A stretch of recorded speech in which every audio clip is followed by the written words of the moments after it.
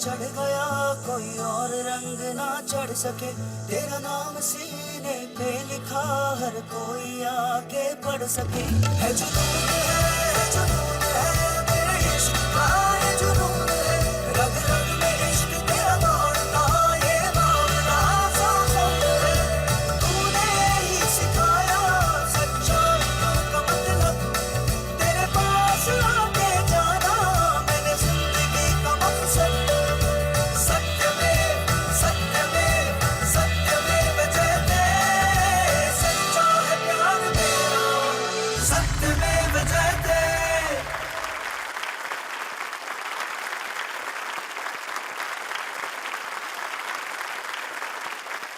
नमस्कार, आदाब, खुशामदीद, सत्यमेव जयते।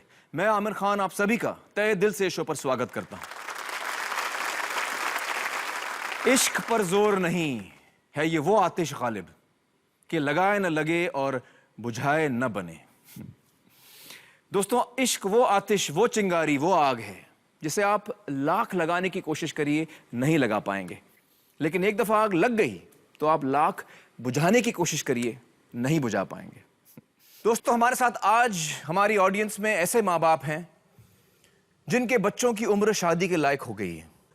इसका मतलब ये कि आप शायद इस वक्त उस इश्क की आग को बुझाने की कोशिश कर रहे हैं, और उनके साथ साथ हमारे साथ हैं ऐसे नौजवान जिनकी उम्र शादी के लायक हो चुकी है, जो इस वक्त शायद इश्क की आग में जल रहे हैं, लोटपोट हो रहे हैं। और हमारे साथ इस वक्त आज महम चौबीसी ख्वाब के सदस्य भी हैं। हम आप सभी का बहुत बहुत स्वागत करते हैं, बहुत बहुत शुक्रिया हमारे साथ जुड़ने का। Thank you so much.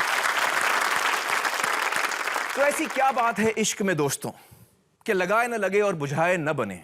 बताइए, कोई मुझे बता सकता है ऑडियंस में कि इश्क में ऐसी क्या बात है? मोहब्बत की नहीं जाती, मोहब्बत हो जाती है। जनाब मुझे बताइए, आपकी उम्र क्या? 82। 82। वाह वाह वाह वाह। हाँ हाँ, कहिए। सर, मुझे लगता है कि इश्क एक बुखार की तरह है। जिस तरह से बुखार पे कोई जोर नहीं होता, हवा पे कोई जोर नहीं होता, लहर पे कोई जोर नहीं होता, इश्क भी उसी तरह से एक लहर की देन तरह है एक बहुत से। और बताइए, और यहाँ पे कोई लोग हैं जो इश्क के बारे में कुछ कहना चाहेंगे? सर, आपका क्या ख्याल है? मेरा क्या ख्याल है इश्क के बारे में? देखिए, मेरा ख्याल इश्क के बारे में ये है कि ये तो बहुत अच्छी चीज़ है। मैं जब भी कोई फिल्म में काम करता हूँ तो जो हीरोइन होती है मेरी फिल्म की, उस पर मेरा दिल आ जाता है, और मैं फिर किरण जी को समझाता हूँ कि देखिए, इश्क पर किसी का जोर नहीं, कहीं वो एक दिन मुझे ये ना बोल दें, मुझे इस बात का डर है।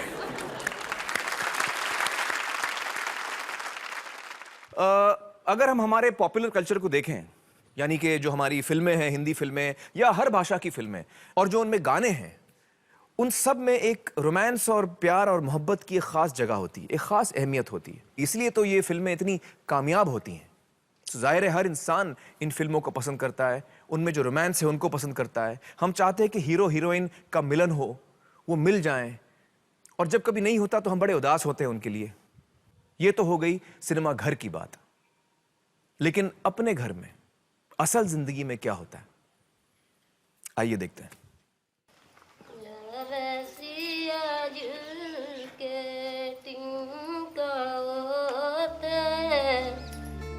एक्सीडेंट में अपना एक पैर खो दिया, पर लोकेंद्र के जीने का ना तो हौसला कम हुआ, ना ही उमंग। जिस घर में किराए पर रह रहे थे, उसी घर की बेटी फहमीदा ने उन्हें अपने दिल का मालिक बना लिया। फहमीदा के परिवार वाले इस रिश्ते के सख्त खिलाफ थे, लेकिन प्यार कहाँ मजहबों की दीवारों को मानता है। दोनों ने छिपकर शादी कर ली। फहमीदा के घर वालों ने उन्हें खोजना शुरू किया। जान बचाने के लिए लोकेंद्र और फहमीदा इधर उधर भटकने लगे। झांसी, आगरा, मैसूर, दिल्ली, ग्वालियर, एमपी और यूपी दोनों राज्यों की पुलिस भी उनके पीछे पड़ गई थी। जिंदगी ने खौफनाक रूप ले लिया है। मौत का साया हर वक्त सर पे मंडराता रहता है। क्या गुनाह है इनका? प्यार? फहमीदा जी, लोकेंद्र जी, बहुत बहुत शुक्रिया यहाँ आने का, हमारे साथ जुड़ने का। फहमीदा जी मुझे बताइए, आपको डर था कि आपके परिवार वाले, आपके माँ बाप शायद खुश ना हो इस बात से कि आप लोकेंद्र को चाहने लगी हैं? हाँ, मतलब ये तो 100% था कि अगर उनको बताया तो वो एक्सेप्ट नहीं करेंगे। बिल्कुल ही एक्सेप्ट नहीं करेंगे और हो सकता है कि वो कुछ गलत कदम उठाएं। गुस्से में आ जाएं। हाँ जी। लोकेंद्र जी मुझे बताइए कि आप लोगों को क्या क्या चीज़ों का सामना करना पड़ा जब आप घर से निकले? सर शायद ही है कि ऐसी कोई मुसीबत ना हो जो हम दोनों ने उसका सामना ना किया हो।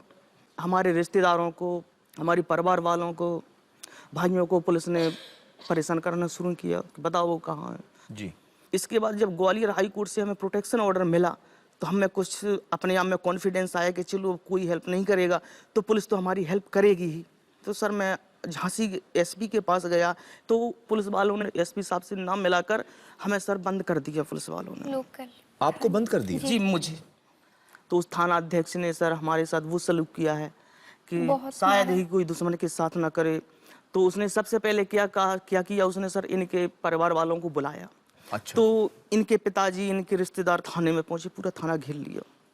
तो सर उन्होंने उस थाना अध्यक्ष से कहा कि इसकी इतनी पिटाई करो कि ये हमारी लड़की का पता बता दे। मैं पुलिस से हाथ पैर जोड़ता रहा कि देखिए हमारे पास हाई कोर्ट का प्रोटेक्शन ऑर्डर है, चूंकि हमने शादी अपनी मर्जी से की, हम दोनों बालिग हैं, आप हमारा सपोर्ट कीजिए। तो सर उसने एक नहीं सुनी और प्रोटेक्शन ऑर्डर सर फाड़ के फेंक दिया सर उन्हीं लोगों के सामने। और 2 दिन तक उसने हमें बंद रखा थाने में, बहुत मारपीट की, यहाँ तक कि भूखा प्यासा। और इसके बाद 25,000 रुपये उसने थाना अध्यक्ष ने लिए हमारे भाई से और उसने हमें छोड़ा और उसने कहा कि जाओ यहाँ से बहुत दूर भाग जाओ, अगर यहाँ कहीं लोकल में दिखाई दोगे तो दोबारा फिर पकड़ पकड़ लूंगा लेंगे। या इनके फैमिली वाले देख लेंगे तो वो मार देंगे तुम्हें जान से। तो सर उस टाइम से लेकर बहुत भागा सर, हर तरह की, ग्वालियर में, आगरा में, देहरादून में। और ये अपने आप में लगता था कि ऐसा ना हो कि कहीं कोई हमें देख लिया हो या देख ले। तो 8-8 दिन में सर रूम बदल के सर रहना पड़ता था। पुलिस आज भी सर इतना डराती है सर।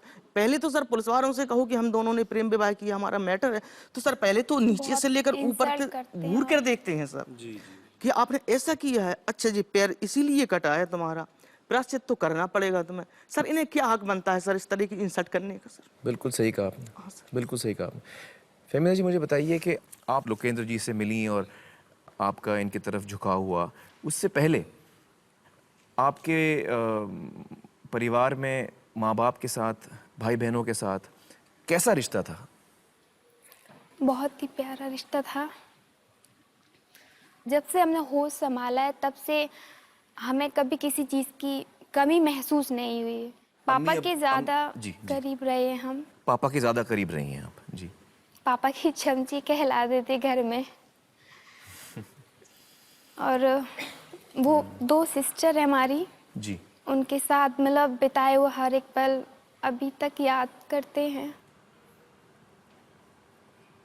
जब घर से निकल रहे थे तो सबका चेहरा देखा, उनसे ये बोल भी नहीं पा रहे थे कि शायद पता नहीं हम उनको कब देखें आगे या कभी देख भी ना पाए। लेकिन दिल में एक मम्मी पापा से मतलब दूर रहने का गम। और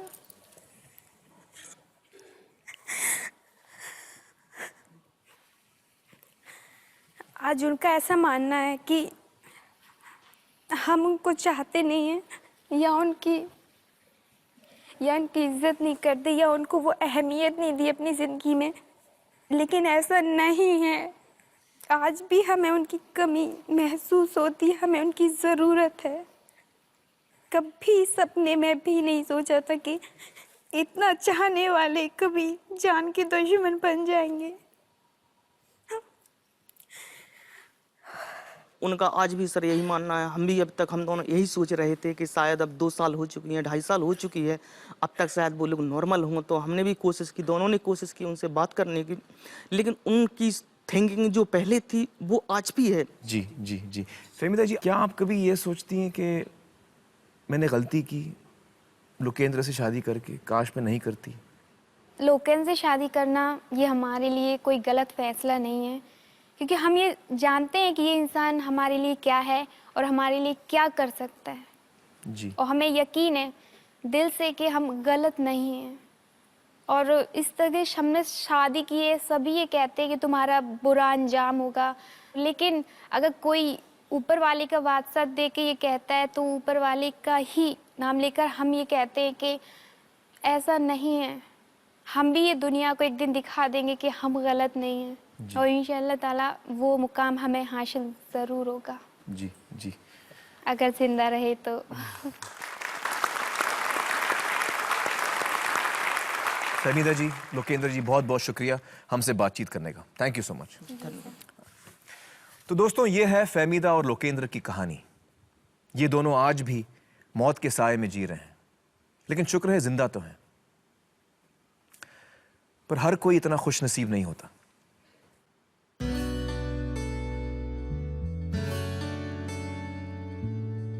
सत्ताईस साल का रिजवान एक कंप्यूटर इंस्टीट्यूट में ग्राफिक डिजाइन इंस्ट्रक्टर की जॉब करता था।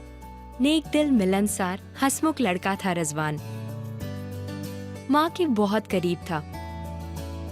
स्टूडेंट्स उसे टीचर कम अपना दोस्त ज्यादा समझते थे।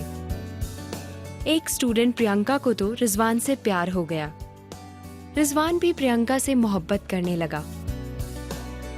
रिजवान एक साधारण घर का लड़का था और प्रियंका एक बड़े उद्योगपति की बेटी। पर प्यार कहाँ दुनियादारी के बंधन में बंधा है। दोनों बालिग थे, रजामंद थे। उन्होंने शादी कर ली। शादी के बाद प्रियंका रिजवान के घर में रहने लगी। ये बात प्रियंका के घर वालों को रास नहीं आई। पुलिस की मदद से उन्होंने दबाव डाला और धोखे से प्रियंका को वापस ले गए। मैं इतना कह सकता हूँ कि बहुत जोर शोर से वो तैयारी कर रहा था कि मैं एक कानूनी लड़ाई लड़के प्रियंका को वापस ले आऊंगा।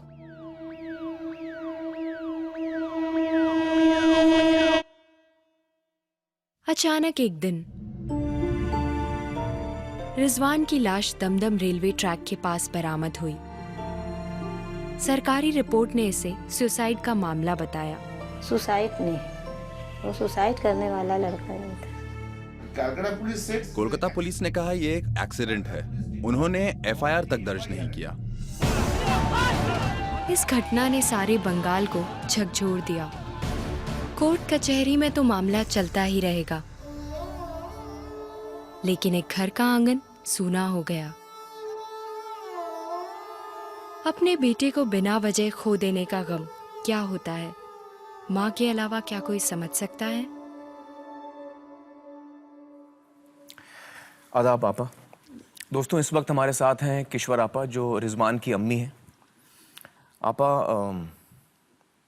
आपके दर्द की इंतहा शायद हम समझ भी नहीं पाएंगे, एक माँ पे क्या गुजरती है, लेकिन हम आपसे ये कहना चाहेंगे कि हम आपके दर्द में शरीक हैं।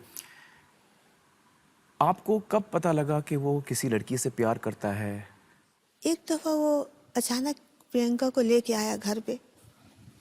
रिजवान से हम पूछे इसका नाम क्या, तो वो हंस के बोला जो नाम बता दो माँ को। तो नहीं बताई, तो हम फिर और नहीं कुछ पूछा। फिर थोड़ी देर बाद वो फिर चली गई, उसको लेके चला गया। फिर उसके बाद एक दिन अचानक देख रहे हैं कि वो आया प्रियंका को लेके। फिर उसके बाद देख रहे हैं कि मेरा लड़का और मेरी बहू, मैंने उसका भाई भाभी वो लोग आए। पहले भाभी को अपनी बताया, भाभी हैं यहाँ। थोड़ी देर बातचीत होने के बाद हमको रिजवान बुला के बोला कि माँ, हम लोग शादी कर लिया है। तो बोला शादी कर लिए हो? तुम तो शादी के लिए राज़ी नहीं होते थे। हम बहुत बार उसको शादी के लिए बोला, उसका भाई भी बोलता था। अचानक ये सुना तो हम बोला कि अच्छा है, कोई बात नहीं, बैठो बैठो, तुम लोग बैठो। उस वक्त आप प्रियंका के बारे में ज़्यादा नहीं जानती थी? ज़्यादा कुछ नहीं जानते थे हम, यहाँ तक कि बोला ना कि हमको नाम भी नहीं मालूम। तो आपने उनको डांटा नहीं कि भाई तुमने शादी क्यों की, मुझसे पूछा नहीं, ऐसा कुछ नहीं कहा? हमको तो खुशी हुआ, बल्कि जो लड़का राज़ी नहीं था शादी पे वो राज़ी हो गया, शादी भी कर लिया, चलो अच्छा ही हुआ जी। उसके बाद शाम 6 बजे के करीब ये अपने माँ बाप को अपने फ़ोन की, तो वही उसकी माँ तो नहीं आई, लेकिन बाप आए, मामू आए, चचा आए आपके घर पे? अब मेरे घर पे। ये सारा रात वहीं पर ठहर गए लड़की को ले जाने के लिए, बहुत जिद। लड़की बोली हम नहीं जाएंगे पिताजी, हमने शादी किया है, हम यहीं रहेंगे। और उसके जो अब्बा थे वो तो मान रहे नहीं हैं, हम अकेले तो जाएंगे नहीं। सारी रात ये चलता रहा। चलता रहा। जब बहुत रात हो गई तो हम लोग पूछे कि देखिए आप लोग कुछ खा लीजिए, जो हो सकता आप लोग खा लीजिए। तो खाना सामने पेश किया। खाने के बाद तो फिर वो दवा वगैरह खा के वो बोले अब हम लेट गए। तो फिर उसके बाद सुबह हो गई। तो रात भर वो आपके घर में रात रुके? भर वो वहीं रहे, फिर चाय वाय पी के वो चले गए। जी। शाम नहीं होते होते फिर पुलिस लाल बाजार बुलाया कि तुम लोग दोनों को आना पड़ेगा। सब इसके चाचा लोग भी सब गए वहाँ जाके, मेरा बड़ा लड़का भी था। इन लोग को तो एक तरफ पुलिस एकदम हटा दिया, रिजवान समेत हटा दिया कि नहीं तुम लोग वहाँ नहीं जा सकते, और उन लोग को एक रूम में अलग उन लोग से इज्जत से बात किया जा रहा। ये कितने दिन चला ऐसा पुलिस का ये? एक हफ्ता चला ऐसे ही। मतलब जिस दिन प्रियंका आई उसके है, एक हफ्ते तक ये चलता रहा? एक हफ्ते तक यही चलता रहा। वो प्रियंका को घर बुलाने की कोशिश करते रहे, वो ना करती रही, ना करती और रही। पुलिस आके दोनों को परेशान करती थी, आप लोगों को परेशान करती थी। बहुत ज़्यादा। तो तीसरा बार जो ये लोग को बुलाया तो हम बोला कि बेटा तुम लोग ठीक से वापस आ जाना। तो बोले माँ आप मत घबराइए, अगर कोई अंदर करेगा तो मैं भी अंदर होंगी, मैं इनको अकेला नहीं छोड़ूंगी। वहाँ गया तो रिजवान को तो बिल्कुल एकदम पकड़ के लॉकअप में कर दिया। बोला कि अगर तुम इसको नहीं छोड़ेगा तो हम तुमको चोरी के इल्ज़ाम में जेल भेज देंगे। तब लड़की प्रियंका जो बेचारी वो डर से बोली कि ठीक है हम लोग को एक साइन करके दीजिए कि हमको कब वापस लाइएगा यहाँ। तब वो उसके चाचा जो थे वो एक साइन किए एक पेपर में कि 8 दिन बाद लड़की वापस आ जाएगी, और लड़की को ले गया। फिर उसके बाद रिजवान जब लॉकअप से छोड़ा उसको तो बोला कि प्रियंका कहाँ है? तो वो उसके चचा लोग बोले कि उसको तो ले गया है। बोले क्यों आप लोग छोड़ें उसको? तो वो बोला तुम घबराओ मत, ये जो साइन करके दिए हैं कि 8 दिन बाद लड़की वापस आ जाएगी। लड़की को लेके एकदम जो गया तो फिर और आज तक उसको हम लोग नहीं देखा। जी जी। वो दिन याद है आपको जब रिजवान का जो आखिरी दिन था? इत्तेहामत था बेटा जो बोल नहीं सकते। 3 दिन पहले वो मेरे पास आया, आके मेरे बिस्तर में लेटा तो हम उसका ना पीठ में हाथ सहला रहे हैं, बदन में हाथ सहला रहे हैं। बेटा तुम क्यों रात को नहीं रहते हो? बेटा मेरे पास रहो, तुमको मेरे पास से कोई नहीं ले जाएगा, किसी का ताकत नहीं मेरे पास से ले जाने का। तो वो हमको शायद वो उसको कुछ आगाही हुआ था या क्या, क्योंकि उसको धमकी बहुत आता था फ़ोन पे। अच्छा। पुलिस का धमकी, उन लोगों का धमकी, लड़की वालों का धमकी। शायद उसको कोई धमकी देता ही होगा कि तुम्हारे जान को खतरा है, या हाँ लड़की उसको इतना बता दी थी फ़ोन पे कि आप घर पे मत रहिएगा। अच्छा। क्योंकि आपके पीछे मेरे अब्बा ने गुंडा लगा दिए हैं। आखिरी 2 दिन तो वो मेरे पास नहीं रहा, तो उस पहले वो अपनी खाला के पास चला गया। अच्छा, तो वो खाला के यहाँ रहा? खाला के यहाँ रहा। फिर क्या हुआ? मेरी बहन बताई हमको, किसी का फ़ोन आया उसके पास सुबह सुबह। किसका फ़ोन था ये आज तक मालूम नहीं हो सका। फ़ोन आया तो वो जल्दी जल्दी तैयार हुआ। तो मेरी बहन बोली कि बेटा तुम नाश्ता कर लो, नाश्ता करके तुम जाओ। तो नहीं मुन्नी खाला हम नाश्ता नहीं करेंगे, 1 गिलास पानी हमको दे दीजिए। तो 1 गिलास पानी दी उसको, और वो उसको बिस्किट दी। तो वह 1 बिस्किट और 1 गिलास पानी पिया। वही जो निकला तो मेरी बहन बोल रही कि वो जब निकला तो हमको जैसा लगा कि जा रिजवान चला गया क्या, वापस आएगा। और हम भी इधर घर पे जल्दी उठ के हम बोले कि आज आया नहीं रिजवान, और मिलना नहीं हुआ बेटा जिंदगी में। उसके बाद शाम के तरफ वही बड़े भाई के फ़ोन पे, उसी के फ़ोन से कॉल आया कि ये किसका नंबर है। रुकबान बोला कि ये तो मेरा छोटा भाई का फ़ोन, ये तो मेरा छोटा भाई का नंबर है, वो कहाँ है वो? तो वो लोग बताया उसको आप जल्दी आ जाइए, यहाँ एक बॉडी मिला है। ये सुनी के तो वो तो समझ गया कि और मेरा भाई है नहीं, हमको तो कोई कुछ नहीं बता रहा। हम उसके लिए जुम्मा का जो दोपहर का नमाज में बहुत दुआ किया था बेटा कि अल्लाह मेरे बच्चा को सही सलामत मेरे पास वापस ला दीजिए अल्लाह, हम और कुछ नहीं चाहते हैं, अल्लाह मेरा बच्चा सही सलामत आ जाए। अल्लाह ताला से क्या गुनाह हमसे हुआ था मालूम नहीं, मेरा बच्चा नहीं आया मेरे पास। क्या बताएं और आपको खबर फिर कैसे पता लगा, किसने बताया आपको? मेरा एक देवर है, तो देवर आके हमको लपट के बोला कि आप भैया का गम बर्दाश्त की हैं, तो 1 साल पहले उसके अब्बा का इंतकाल हुआ 2006 में, इसी तरह इसको भी आप बर्दाश्त कीजिए। वो हमको खुल के बोल दिए, आप इसको बर्दाश्त कीजिए, कक्कू और नहीं है। हम बोले क्या बोल रहे हो तुम, ऐसा बात मत बोलो, ऐसा मत बोलो, ऐसा मत बोलो, ऐसा हो नहीं सकता, हम और बर्दाश्त नहीं कर सकेंगे। रुकवान आई के हमको लपट गया, अम्मा बाबू और नहीं है, अम्मा बाबू और नहीं है। हम बोला बाबू को अब मेरा दवा कौन लेगा लाके, मेरा दवा ख़त्म नहीं होते होते बेटा दवा लाके रख देता था चुपचाप, हमको नींद से जगाता नहीं था।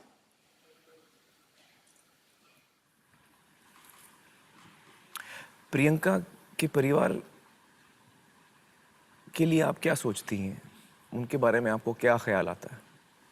हमको यही ख्याल आता है कि वो लोग अगर ज़रा नफ़रत नहीं करते तो आज मेरा बच्चा भी ज़िंदा रहता और बहू भी मेरे पास रहती। मेरे तरह नहीं हो किसी का, जिस तरह मेरे साथ हुआ, अल्लाह किसी को इस तरह, किसी माँ को ये तकलीफ़ नहीं दे। हम यही दुआ करते हैं बस। इस सब होने के बाद आप एक जवान बेटा खो चुकी हैं, आपको क्या लगता है कि उन्होंने सही किया, प्यार करके, शादी करके, प्यार करके सही किया उन्होंने? अब इस पे तो कोई ज़ोर नहीं है, जिस तरह आपने कहा, तो अब ये नहीं करता तो हम उसको रोक भी तो नहीं पाते हैं जी। वो तो हो ही गया था उसको उससे प्यार, तो वो किया तो कुछ गलत तो नहीं किया था। आज भी आप यकीन करती हैं प्यार में?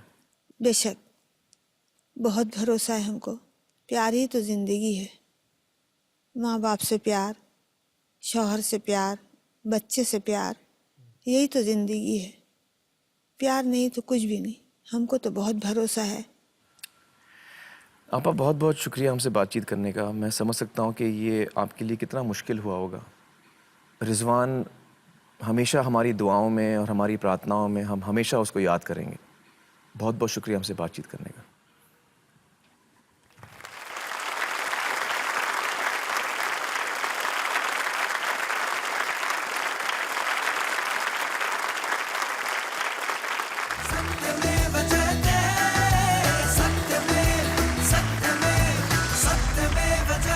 वेलकम बैक दोस्तों। आज जो हमने 2 आपबीतियां सुनी, उन दोनों में लड़का लड़की अलग अलग मजहब के थे, लेकिन जब लड़का और लड़की एक ही मजहब के होते हैं तब क्या समाज और परिवार वाले उन्हें बख्श देते हैं? मनोज थोड़ा शर्मीला पर मिलनसार लड़का था। बबली थोड़ी चुलबुली और चंचल। दोनों को प्यार हो गया, साथ रहने की कस्में खा ली। दोनों जाट थे और एक ही गोत्र के। जाटों में एक ही गोत्र में शादी को ठीक नहीं माना जाता। बबली और मनोज को पता था कि बिरादरी वाले नाराज होंगे। घर वालों से छुपकर शादी कर ली। बबली के रिश्तेदार इस प्रेम विवाह से आग बबूला हो गए। उन्होंने जान से मार डालने की धमकी दी। गांव, बिरादरी, पंचायत सब खिलाफ हो गए। उनके पास छिपने के अलावा कोई रास्ता नहीं बचा। किसी तरह से मनोज बबली ने कोर्ट से प्रोटेक्शन ऑर्डर ले लिया, पर प्रोटेक्शन ऑर्डर के बावजूद दोनों की निर्मम हत्या कर दी गई। मनोज की माँ और बहन ने इस जुल्म के खिलाफ आवाज उठाई, लेकिन उनके ऊपर मुसीबतों का पहाड़ टूट पड़ा। बहिष्कार में 25,000 रुपये जुर्माना लगेगा। जो आदमी उसके साथ बात करेगा या उसके संपर्क में आएगा या उसको कोई उसको सामान देगा लेगा। करनाल सेशंस कोर्ट ने 5 हत्यारों को फांसी की सजा सुनाई और 2 को उम्र कैद। हाई कोर्ट ने उनमें से 2 आरोपियों को बरी कर दिया और 4 को उम्र कैद की सजा सुनाई। अब केस सुप्रीम कोर्ट में है।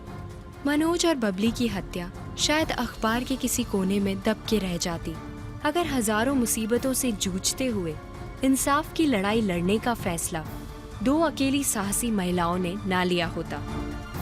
मनोज की मां चंद्रपति और बहन सीमा। सीमा जी, चंद्रपति जी, बहुत बहुत शुक्रिया।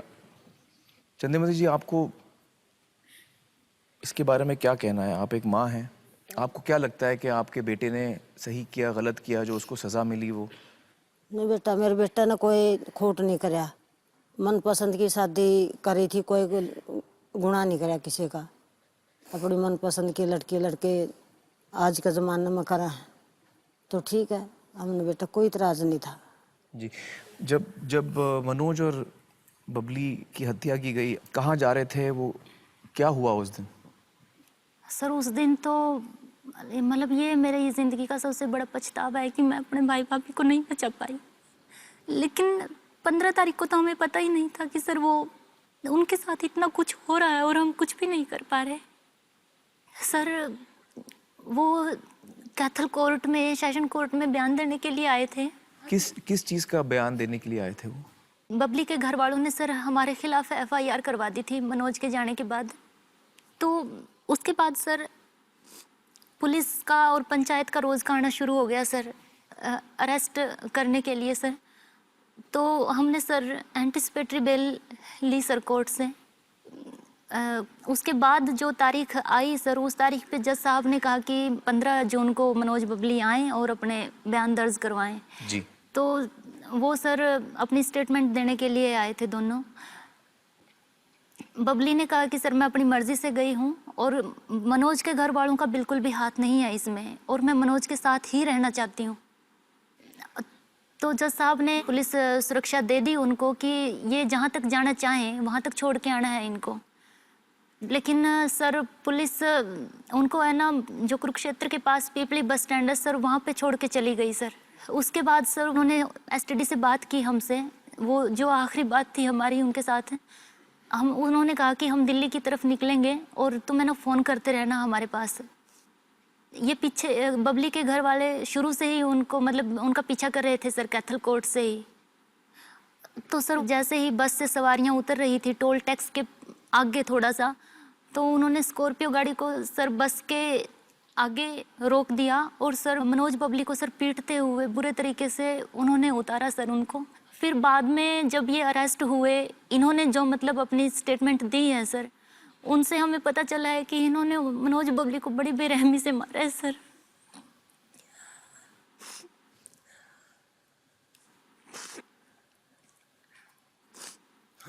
बबली को सर इन्होंने जहर दिया, उसके बाद मनोज को खूब जी भर के पीटा सर इन्होंने। उसके बाद मनोज को गाड़ी के पीछे बांधा सर और काफी दूर तक घसीटा सर इन्होंने, फिर गला घोंट के मार दिया सर। और मारने के बाद भी इनको तसल्ली नहीं हुई सर, हाथ पैर बांध के नहर में डाल दिया सर उनको।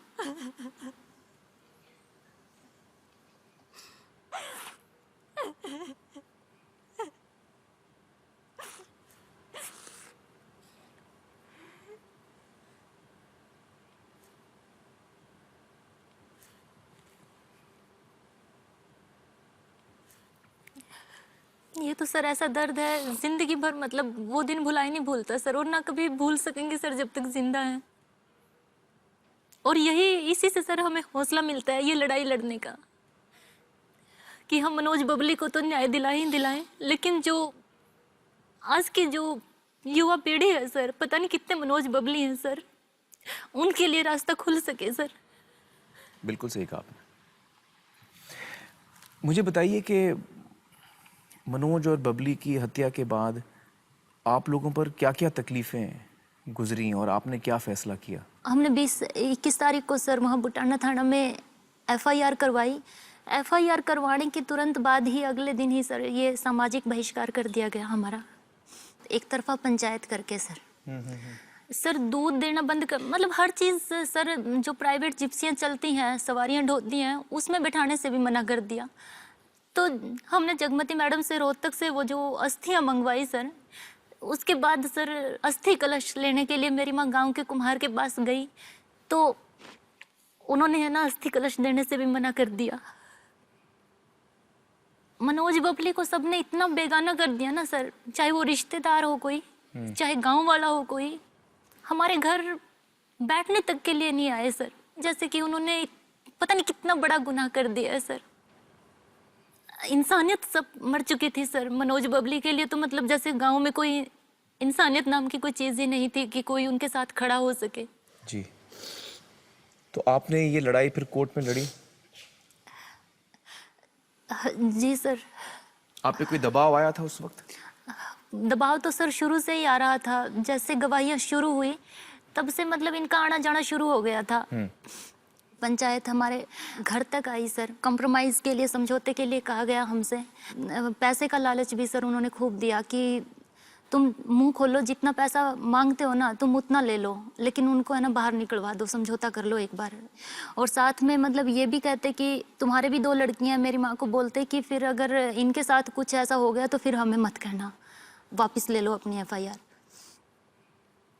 उसके बाद सर कोर्ट में, जब सेशन कोर्ट में गवाहियाँ चल रही थी उस दौरान जो बबली का भाई है सर, उसी केस में था वो, तो उसने भरी कोर्ट में पुलिस सुरक्षा के होने के बावजूद भी उसने मतलब थप्पड़ मारा सर मुझे। मधुबन कॉम्प्लेक्स में सर जहाँ पे मेरी ड्यूटी थी, तो वहाँ पे सर उन्होंने किसी और को भेजा सर मुझे मारने की सुपारी देकर 25 लाख रुपए की। आप इस वक्त कहाँ काम करती हैं? Sir Haryana police academy Madhuban में काम करते हैं। तो पुलिस एकेडमी में उन्होंने एक आदमी भेजा कि आप जी सर। आपकी जान ली जाए। हाँ जी सर। सीमा जी, आपने और चंद्रपति जी ने वाकई बहुत बहुत हिम्मत दिखाई है, और जिस हिम्मत और जिस बहादुरी के साथ आप दोनों ने ये लड़ाई लड़ी है उसके लिए हम आपको सलाम करते हैं। मैं दर्शकों को बता दूं कि मनोज और बबली का केस और इसके पहले जो हमने बातचीत की थी किश्वर आपा के साथ रिजवान के केस के बारे में, ये दोनों केसेस इस वक्त अदालत में हैं और अदालत के काम में दखल अंदाजी करने का हमारा कोई इरादा नहीं है। हमें पूरा यकीन है कि इन दोनों मामलों में न्याय होगा। हमारी शुभकामनाएं, हमारी दुआएं आपके साथ हैं। दोस्तों, इन दोनों महिलाओं का साथ एक और महिला ने दिया, जगमती सांगवान जी ने। जगमती जी, मुझे आपसे ये पूछना है कि आपने जब सीमा जी और चंद्रपति जी की सहायता की तो आप पे या आपके संस्था को क्या सामना करना पड़ा? जी सर, हमारे जो रिश्तेदारियां हैं, हमारा जो फ्रेंड सर्कल है, उन सब की तरफ से ये दबाव डलवाया गया पहले तो कि किसी तरह से सीमा और चंद्रपति को आप ही मना सकते हो, मनाओ, समझौता कर लें वो उस तरह से जी। तो फिर उसके बाद मतलब पैसा की आपका ये ऑफिस ये बनवा दिया जाएगा, ये होगा वो होगा सारा। फिर उसके भी बाद दाल नहीं गली तो हमारी जो लीडरशिप है उसको टेरराइज करने की जो कोशिशें जो हैं वो लगातार उस दौरान की गई। और मतलब हम महीनों अच्छे से सो नहीं पाए। हम कई साल तक तो गिरफ्तारी नहीं हुई जो मुख्य अक्यूज्ड जो थे। हमने DC को, SP को लिटरली घेर के बैठना पड़ा सड़कों के ऊपर, और उस तरफ से फिर अपनी कम्युनिटी का हमला कि ये इस तरह के केस के अंदर ये सड़कों पर हैं। लेकिन जुडिशियरी ने और मीडिया ने जो उस समय पे हस्तक्षेप किया उसने असल में हमें बचा के रखा कि हमारे ऊपर फिजिकल अटैक्स नहीं हुए। चलिए, आप लोगों ने बहुत हिम्मत दिखाई।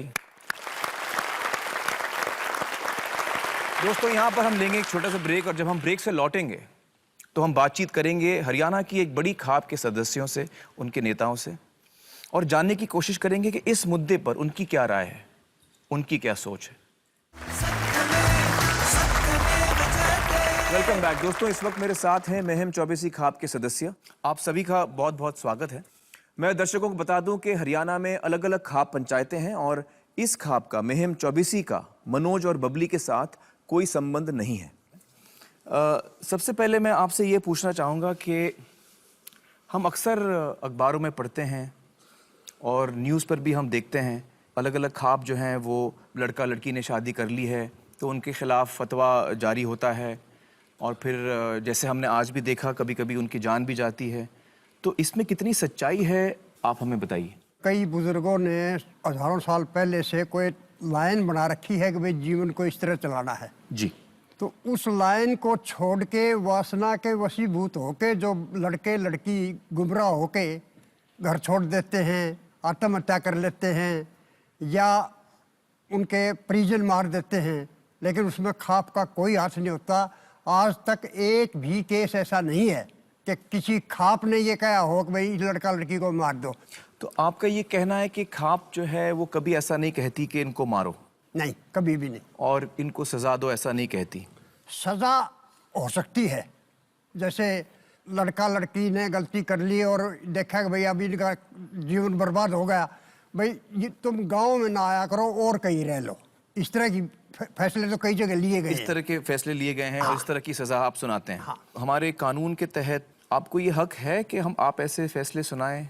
मैं जानकारी के लिए पूछ रहा हूँ। देखिए, कानून का जहाँ तक सवाल है उसमें खापों को किसी किस्म का कोई अधिकार नहीं है। ना हमारे पास कोई जुडिशियल पावर है, ना हमारे पास कोई पुलिस फोर्स है। हमारे पास तो अगर किसी को पीड़ा है वो आता है। जी, लेकिन आपने अभी कहा कि आप कुछ ऐसे भी फैसले सुनाते हैं कि सज़ा देते हैं। आप लोगों को ऐसा क्यों लगता है कि ये फैसला आपको करना चाहिए? आखिर हिंदुस्तान की जुडिशरी है, ये फैसला उनको नहीं करना चाहिए? उसमें ऐसे है जी, जुडिशरी में जजमेंट होता है जी। जी जी, न्याय नहीं होता। लेकिन आप ये कैसे कह सकते हैं कि हमारे जुडिशरी में न्याय नहीं होता? एक मिनट जी, मैं बोलूं। ऐसे है जी, कोर्ट में कानून पे जाते हैं, पता नहीं कितने साल लग जाते हैं, कितने पैसे लग जाते हैं। आपने पंचायत ये अल्फाज इस्तेमाल किया, ये शब्द इस्तेमाल किया, तो आमतौर पे हमने देखा है कि ग्राम पंचायत होती है, उसमें चुनाव होते हैं और उस चुनाव में लोग चुने जाते हैं और फिर वो पंचायत में बैठते हैं। तो मुझे बताइए कि आपकी जो पंचायत है इसमें इलेक्शंस होते हैं?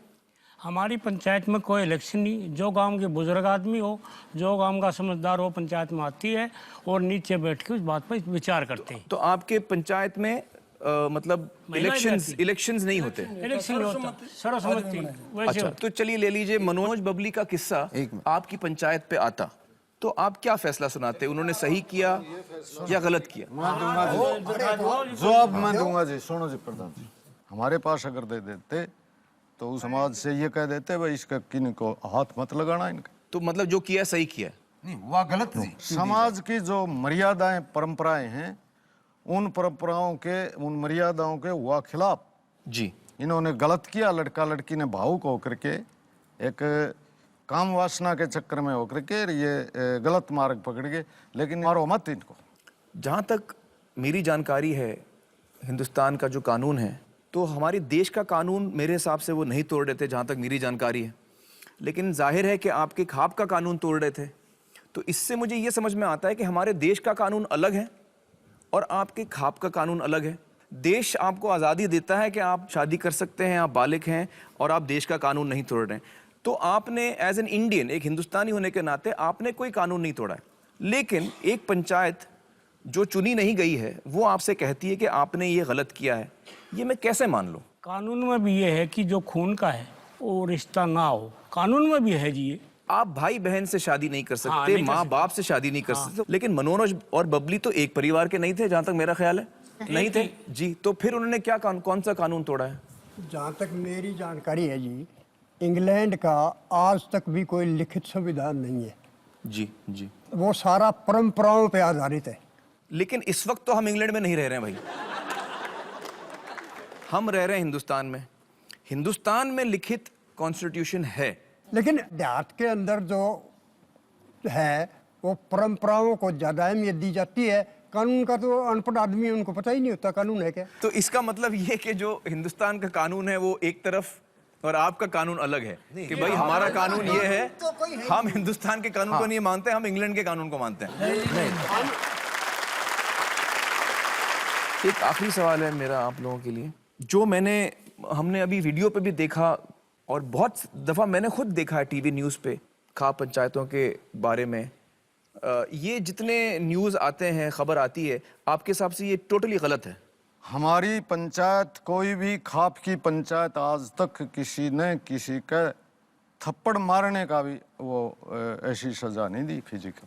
तो ये सारी मनगढ़ंत कहानियां हैं, ये खाम खा के आरोप लगाए जा रहे हैं, ये मीडिया। चलिए प्रधान जी, आप लोगों की बहुत सारी बातों से मैं शायद सहमत तो नहीं हूँ, लेकिन फिर भी बहुत बहुत शुक्रिया आने का और हमसे बातचीत करने का। नमस्कार।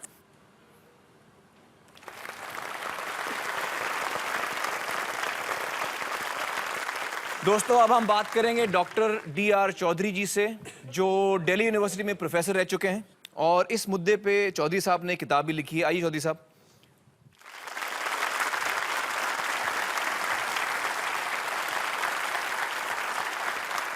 डॉक्टर चौधरी, हमें बताइए, आपने खाप पंचायत की बातें सुनी। जैसे पंचायत के सदस्यों ने कहा कि हम परंपरा बचाने की कोशिश करते हैं और हम और कुछ नहीं करते, आपका क्या ख्याल है इसमें? देखिए, परंपराओं का सम्मान होना चाहिए, इसे मैं नहीं नकारता जी, लेकिन जैसे पानी एक जगह ठहरा रहे काफ़ी देर तक तो वो उसमें गंदगी आ जाएगी, बदबू मारने लग जाएगा। ये कुदरत का नियम परंपराओं पे भी लागू होता है। तो परंपराएं समय के अनुसार बदलनी चाहिए। समाज बदल रहा। मेरे विचार में मेरे जो खाप के साथी हैं, इस मेल को, इस संबंध को समझने में नाकाम हो रहे हैं, इस वास्ते ही समस्या पैदा हो रही है। जी। दूसरी बात, एक तरफ परंपराएं हैं, दूसरी तरफ हमारे मुल्क का कानून है, संविधान है। अगर दोनों में टकराहट हो तो कानून और संविधान को फॉलो करना जरूरी है अगर समाज को आगे बढ़ना है। जी जी। अगर हमारे खाप के साथी समझते हैं उनकी परंपरा बहुत ठीक है, तो वो संविधान में अमेंडमेंट के लिए स्ट्रगल कर सकते हैं, डिमांड कर सकते हैं, उन्हें कोई नहीं रोकता, उनका डेमोक्रेटिक राइट है। लेकिन किसी समाज, किसी परिवार का बहिष्कार करना, किसी का कत्ल करना, ये एक वैश्याना हरकत है जिसको कोई सभ्य समाज बर्दाश्त नहीं कर सकता। और इनका ये कहना कि खाप का कोई रोल नहीं, मैं दर्जनों मिसाल दे सकता हूं। मैं 20 साल से इस समस्या का अध्ययन कर रहा हूं। आपने ये वीडियो में अभी दिखाया, गंगा राज खाप और उधर जाट कम्युनिटी का एक सम्मानित महत्वपूर्ण व्यक्ति है और उसने बहिष्कार का ऐलान किया है कि जो इस परिवार से संबंध रखेगा उस पर 25,000 रुपया जुर्माना होगा, कोई इनसे लेन देन नहीं रखेगा, कोई सामान नहीं देगा। तो कैसे कहते हैं खाप का रोल नहीं है? और ये जोड़ा बैठा शिल्पा और रविंदर का, इनका गोत अलग है, खाप अलग है, जिला अलग है, फिर भी आज तक गांव में अपने माँ बाप को मिलने के लिए गांव में घुसने की इजाजत नहीं है। आज तक आप लोग नहीं जा पाए? पिछले 3 साल से ये घुस नहीं पा रहे हैं गाँव में। ये खाप का फैसला है। चौधरी साहब, मुझे बताइए कि इस समस्या के प्रति सरकार का या सियासी तबकों का क्या रवैया रहा है? हरियाणा की प्रॉब्लम ये है कि जो रूलिंग पार्टी है या अपोजिशन हो, उनमें सेंस ऑफ इनसिक्योरिटी इतनी है पॉलिटिशियन में कि वो अपने साये से डरते हैं। और इसी वजह से इन पंचायतों के बारे में उनको डर है कि हमारा वोट बैंक लूज कर जाएंगे हम। राजस्थान में भी इस किस्म के फैसले होते थे शादी तुड़वाने के, बहिष्कार करने के। वहाँ के होम सेक्रेटरी ने सब डीएम्स को और एसपीज को सर्कुलर भेजा कि इन ऐसी पंचायतों पे नजर रखी जाए, अगर कोई गैर कानूनी फैसला लेता है तो उन पे नेशनल सिक्योरिटी एक्ट और गुंडा एक्ट के तहत उनको अंदर किया जाए। इसके बाद ये फैसले आने बंद हो गए हैं। मेरा एक सवाल है कि लोग कहते हैं कि ये हमारी इज्जत का सवाल है, इसलिए हम कर रहे हैं। जब हम इज्जत की बात करते हैं तो ये जब कन्या भ्रूण हत्या का मामला आता है या बाल यौन शोषण का मामला आता है, तब हम अपनी इज्जत क्यों भूल जाते हैं? और इज्जत हमें तभी याद आती है कि जब लड़की अपने मन से, अपने मर्जी से शादी करती है, तभी हमको इज्जत याद आती है। जब हम बिल्कुल सही फरमा रहे। हमारे प्रदेश में भ्रूण हत्याएं बहुत हो रही हैं। सेक्स रेशो में हरियाणा वर्स्ट है, इंडिया में नहीं सारे वर्ल्ड में। और लड़कियां खरीद के नेपाल, झारखंड, दूर दराज इलाकों से लड़कियां हजारों की तादाद में लड़की बेची जाती हैं। जिनका मजहब और है, रहन सहन और है, बैकग्राउंड और है, उनकी कोई जात पात नहीं पूछता, कोई धर्म नहीं पूछता। तो ये एक दोगलापन है, डबल स्टैंडर्ड है मेल डोमिनेटेड सोसाइटी का, जहाँ सदियों से स्त्री को दबा के रखा जाता है, उसको अधिकार नहीं दिए जाते। वो ये कहते हैं कि अगर इनको कुछ आज़ादी मिली या अपनी इच्छा से शादी करने का मौका मिला तो हमारे अधिकार से चली जाएंगी। जी जी जी जी, बहुत बहुत शुक्रिया चौधरी साहब हमसे बातचीत करने का। दोस्तों, इस सारे मामले में कानून क्या कहता है, ये जानने के लिए चलिए बात करते हैं एडवोकेट नवकिरण जी से, जो चंडीगढ़ से हमारे साथ जुड़ेंगे। नमस्कार नवकिरण जी, कैसे हैं आप? क्या हाल चाल है जी आपके? बहुत बहुत शुक्रिया हमारे साथ जुड़ने का। मुझे बताइए कि हरियाणा, पंजाब हाई कोर्ट में ऐसे कितने केसेस आते हैं ये जिसमें कपल्स को प्रोटेक्शन की जरूरत पड़ती है? डेली के एटलीस्ट 25 केस आते हैं। रोज 25 केसेस, ये तो बड़ी ताज्जुब की बात है। मुझे बताइए कि समाज वालों को या इनके परिवार को कोई कानूनी हक बनता है इन शादियों को रोकने का?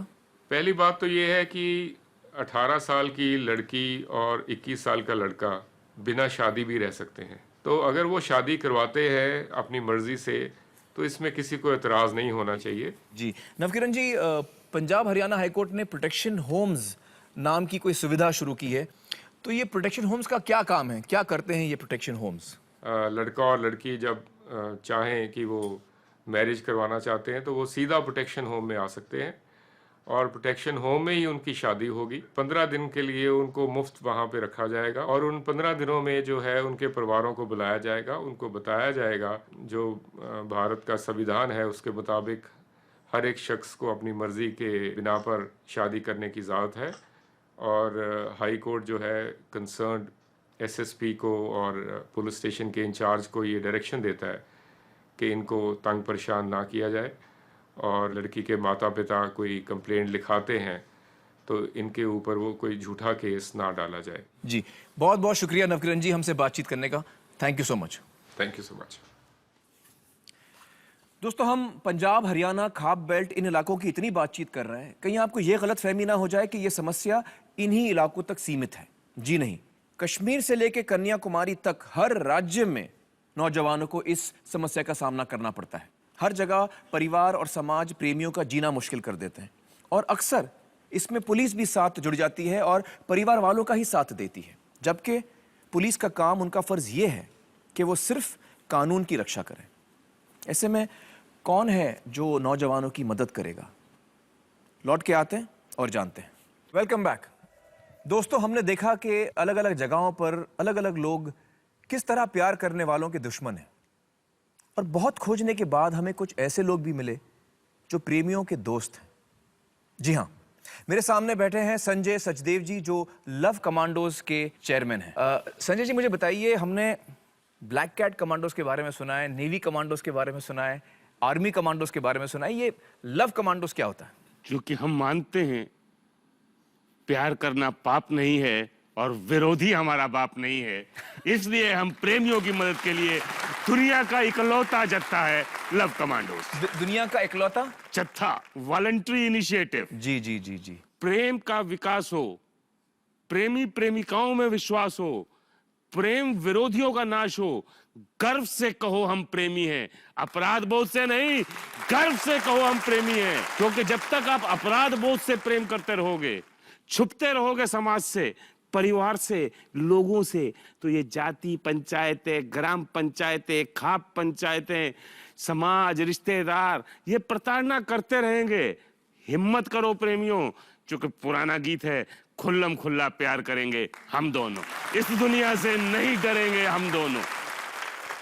उधर हमारी सुप्रीम कोर्ट का फैसला मैं ये साथ लाया।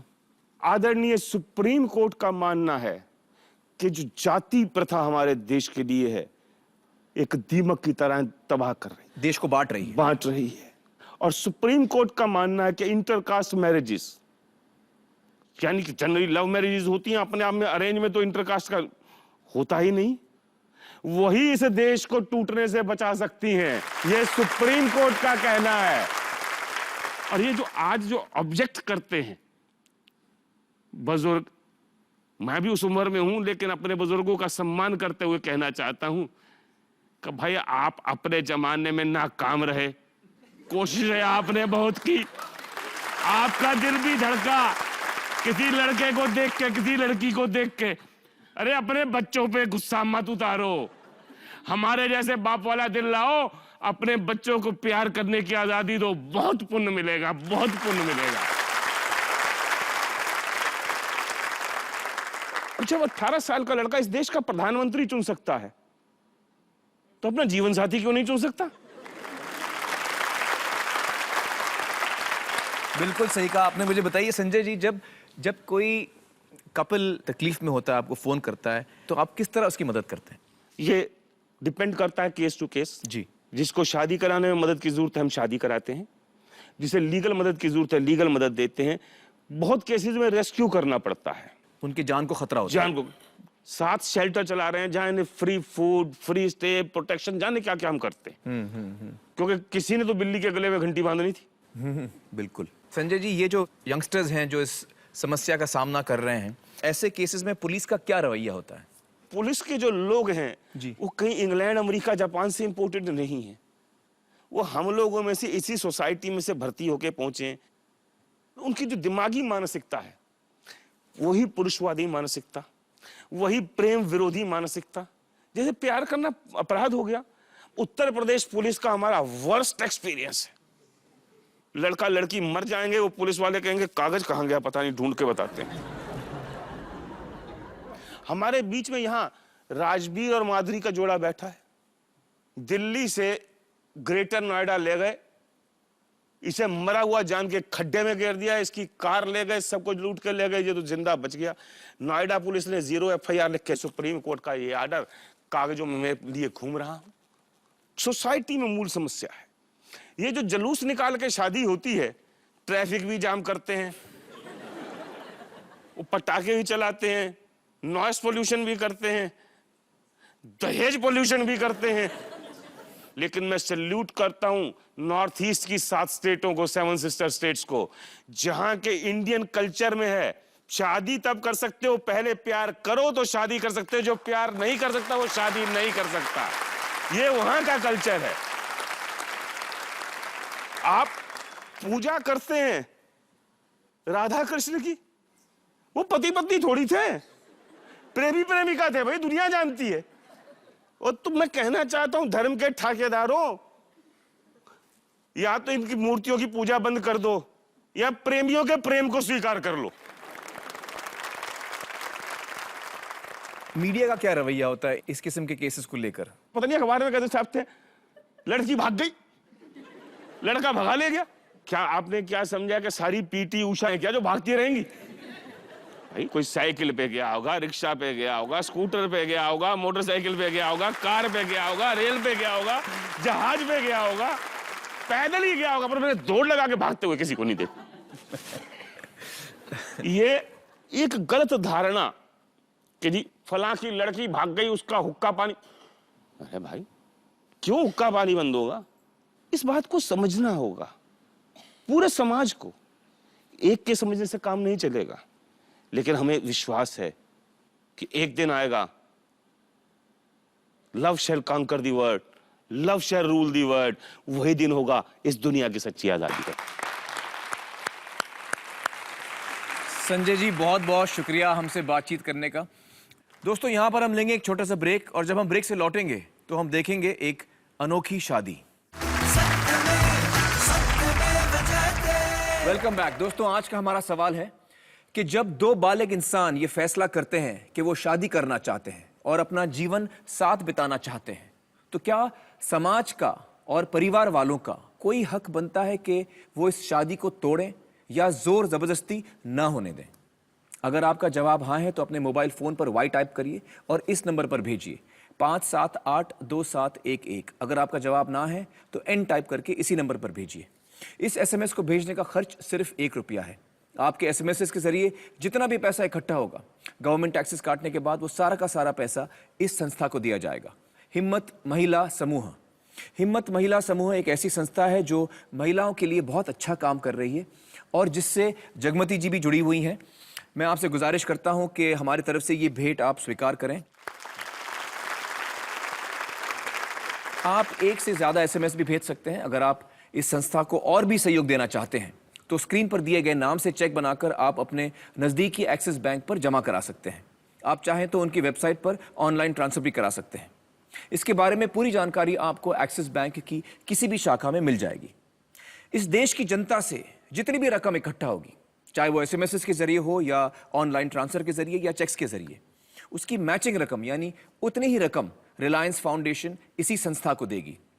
रिलायंस फाउंडेशन सत्यमेव जयते की फिलैंथ्रोपी पार्टनर यानी जन कल्याण सहयोगी है। दोस्तों, अब मैं आपको एक और जोड़े से मिलाना चाहता हूं। अलका और उदय जी आज हमारे साथ मौजूद हैं, लेकिन इससे पहले कि मैं इनसे बातचीत करूं, आइए हम देखते हैं इनकी कहानी क्या है। राजस्थान के मारवाड़ी जैन समाज में दयाल जैन के परिवार का नाम काफी इज्जत से लिया जाता है। मुंबई में अच्छा कारोबार, समाज में रुतबा, परंपराओं को मानने वाला बड़ा संयुक्त परिवार। माँ बाप को अपने बच्चों पे बहुत नाज था। उन्होंने कभी नहीं सोचा था कि उनकी बड़ी बेटी अलका उन्हें बिना बताए बिरादरी के बाहर जाकर शादी करेगी। इस बात ने पूरे परिवार में हलचल मचा दी। हमारी रिलीजन से नहीं है, हमारे कास्ट से नहीं है, तो उसका सामाजिक इफेक्ट भी क्या होगा, उसकी बहुत चिंता थी। अलका ने डॉक्टर उदय से जन्मों जन्म का रिश्ता जोड़ लिया, लेकिन खुद जन्म देने वाले माँ बाप से दूर हो गई। सामाजिक दबाव में आकर माँ बाप ने अलका और उदय को नहीं अपनाया। सोशल प्रेशर बहुत था। दो यंगर सिस्टर्स थी जिनकी शादी हुई थी, तो ओपनली एक्सेप्ट करना उनके लिए पॉसिबल नहीं था। बहुत से लोग एडवाइस करते थे कि आप उनसे रिश्ता मत रखिए। सोसाइटी में एक्सेप्टेबिलिटी बिल्कुल नहीं थी। समवेयर कहीं पर आपको गिल्ट होता है, आप कभी भी अपने पेरेंट्स को हर्ट नहीं करना चाहते हो, और आपसे ये हो गया, आपने काफ़ी लोगों को तकलीफ पहुंचाई है। All girls think they want their family's blessings when they leave the house, which I didn't get at that time. Alka अपने माँ बाप और भाई बहनों के प्यार के लिए एक अरसे तक तरसती रही। The sad part is that individually किसी को कोई ऑब्जेक्शन नहीं, but collectively as a community सब ऑब्जेक्शन आ जाते। आखिरकार समाज की बेड़ियां तोड़कर माँ बाप ने बेटी दामाद को अपना लिया। जैसे जैसे समय बीतता गया, आखिर अपना चाइल्ड है, उसकी हैप्पीनेस है, वो सब देखते हुए धीरे धीरे one has to sort of get into the groove. उसकी 25th एनिवर्सरी का समय आया, तो हम लोगों ने सोचा कि उस समय हम कुछ तरह से सेलिब्रेट नहीं कर पाए, तो आज उनको खुश देख के तो उनके लिए एक सरप्राइज फंक्शन का अरेंज किया।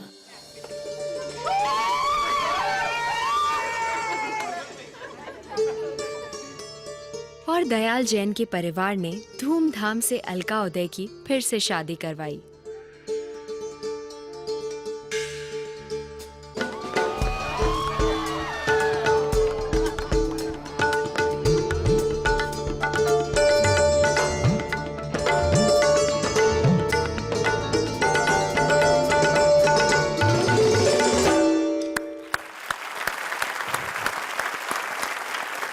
मैंने अलका जी से कहा था कि वो अपने पेरेंट्स को भी लेकर आए, लेकिन आप अपने मम्मी डैडी को नहीं लेकर आई, क्यों? ऐसी क्या बात है? शायद मैं उनको देखकर बहुत इमोशनल हो जाती, शायद पता नहीं, आमने सामने बात करना शायद मुश्किल हो जाता, तो इसलिए आप उनको नहीं लाई आज। लेकिन हमने उनको बुला लिया है। अच्छा। और इस वक्त वो यहाँ हैं। अलका के मम्मी और daddy, please join us on the stage.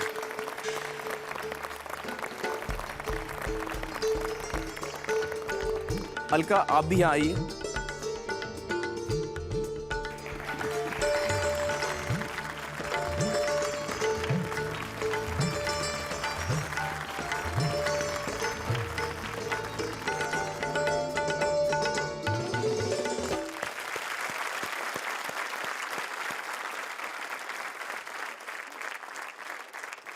तो देखिए दोस्तों, इतने सालों के बाद भी बदलाव मुमकिन है। सर, जी जी, हम कुछ कहना चाहते हैं। हाँ हाँ, कहिए कहिए कहिए। इस शो के जरिए, आपके जरिए अपनी फैमिली वालों को थोड़ा सा मैसेज देना चाहती हूँ, और मैं कहना चाहती हूँ कि पापा, आपने अभी जो देखा, तो वो भी तो पेरेंट्स थे, लेकिन उन्होंने भी एक्सेप्ट किया, भले ही थोड़े लंबे समय बाद, लेकिन एक्सेप्ट तो किया।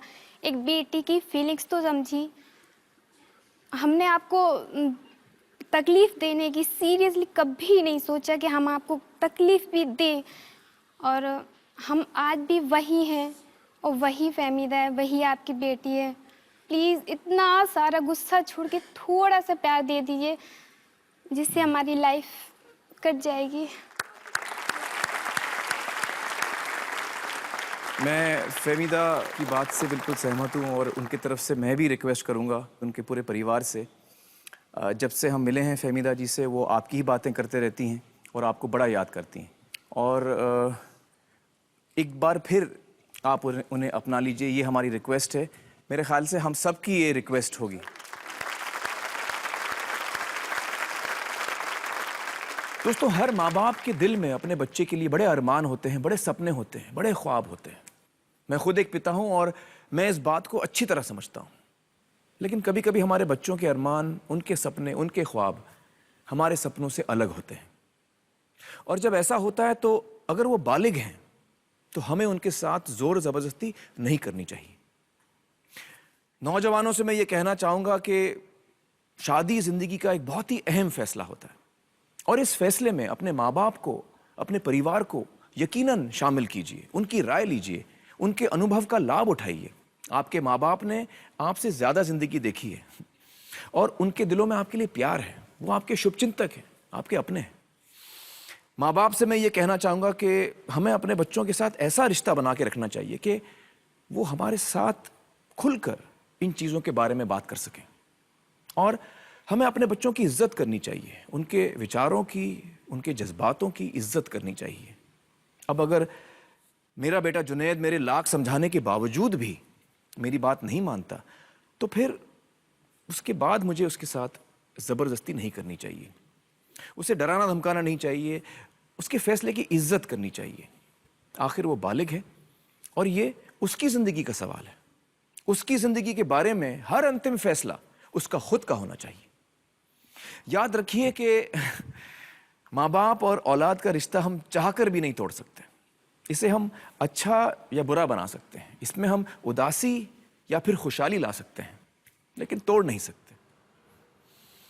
इस उम्मीद के साथ कि हमारे परिवार हमेशा एक होकर रहेंगे और हम सब की खुशियों में चार चांद लग जाएंगे। मोहब्बत जिंदाबाद। जय हिंद, सत्यमेव जयते।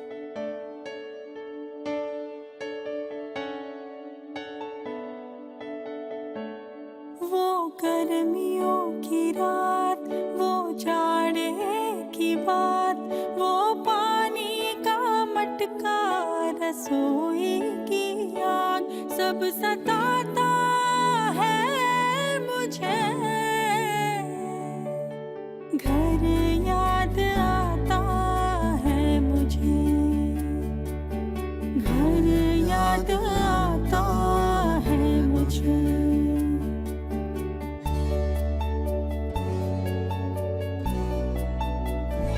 साथी के साथ है इतनी सी बात है, वो पेड़ वो आंगन दिखाना है उसे, कहता है रोज मन मुझे। घर याद आता है मुझे, हो घर याद आता है मुझे।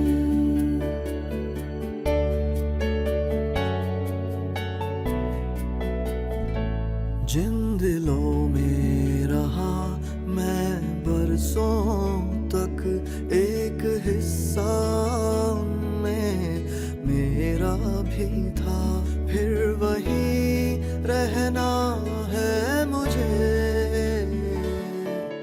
घर याद आता है मुझे, घर याद आता है मुझे।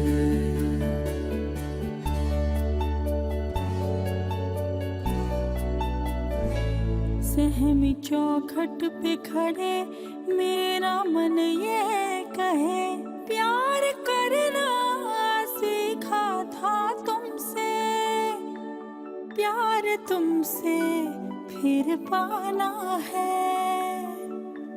कितनी दोगे सजा, अब तो दे दो दुआ,